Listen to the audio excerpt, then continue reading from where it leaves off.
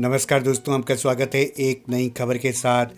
प्रयागराज से मां और बेटी की खूबसूरत कहानी। चलती ट्रेन से 2 साल की बच्ची नीचे गिरी, बचाने के लिए 3 किलोमीटर तक पटरियों पर नंगे पैर दौड़ गई मां। जाखो राखे साइयां, मार सके न कोई।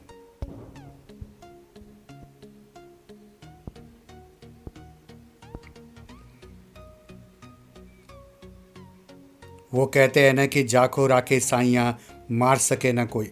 सोमवार को प्रयागराज में कुछ ऐसा ही हुआ।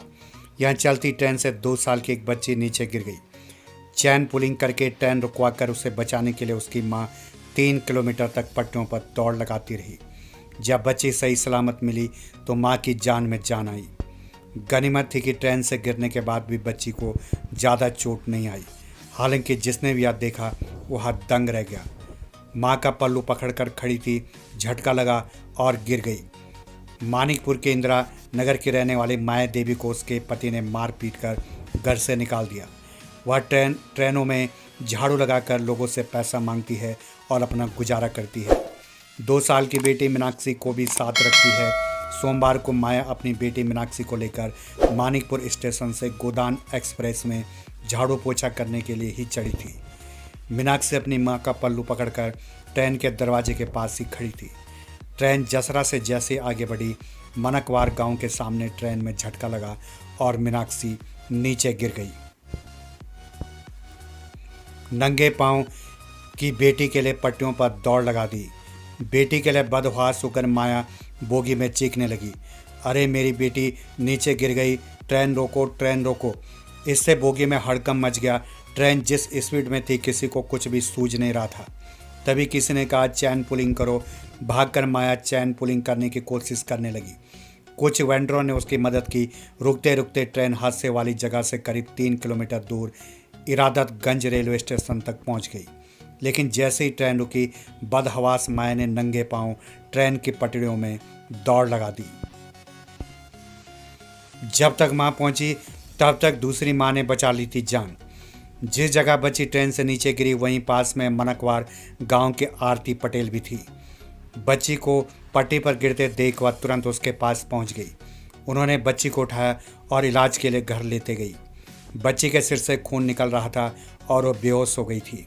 आरती ने एक मां की तरह ही मीनाक्षी की चिंता की।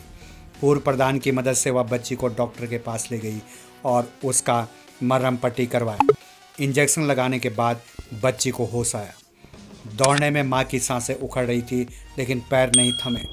बेटी को बचाने के लिए ट्रैक पर दौड़ रही मां की सांसें जरूर उखड़ रही थी, पर उसके पैर नहीं थमे।